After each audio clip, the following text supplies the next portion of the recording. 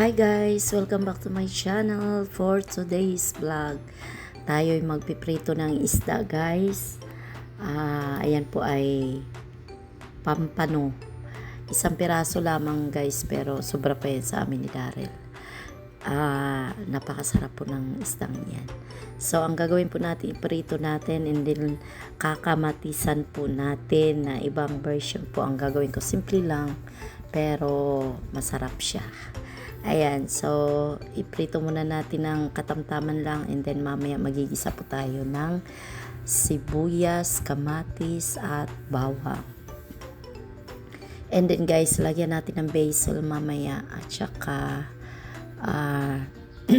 titimplahan din natin. Ayan, shoutout pala sa mga ang aking mga viewers habang nasa premiere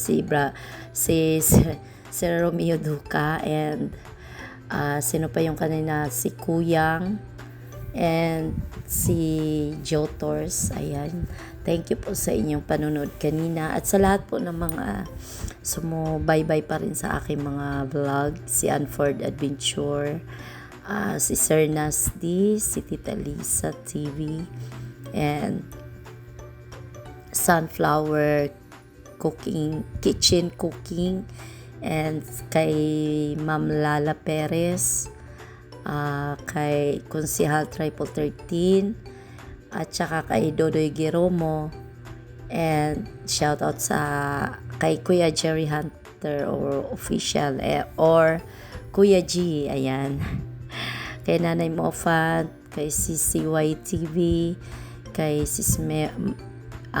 kay Sis Maricar Jane Gonzaga, Sis Ana Debs, Kuya Dens.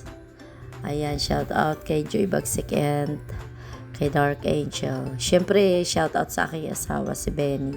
At saka shout out kay Ate Monique na laging nanonood, silent viewers natin. Ayan guys, so umpisahan na natin ang ating pag-igisa para hindi po tayo magtatagal. Shoutout pala sa aking Kambalin official, sa kanyang pamember sa akin, thank you so much. And then shoutout po sa lahat na mga hindi ko po mababanggit, pasensya na po. Kay Sir Olik Lito pala, shoutout kay Kuya Kainji, kay sino pa ba, pasensya na guys sa mga hindi ko po maano kasi nawala po ang aking kodigo dito, mga pangalan ninyo. Ayan, basta mag-iingat po kayo palagi and lagi pong magdadasal tayo kahit wala pong stable po yung buhay natin, basta lagi pong magpasalamat sa Panginoon. May problema man o wala, magpapasalamat po tayo lagi. Ayan, thank you po sa lahat ng mga nanonood sa aking live. Ayan, thank you sa inyo lahat po. Ayan, ituloy po natin ang ating paggigisa, pagluluto. Ayan lang po yung ating lahok at saka lagyan natin ng kinchay po. Ayan.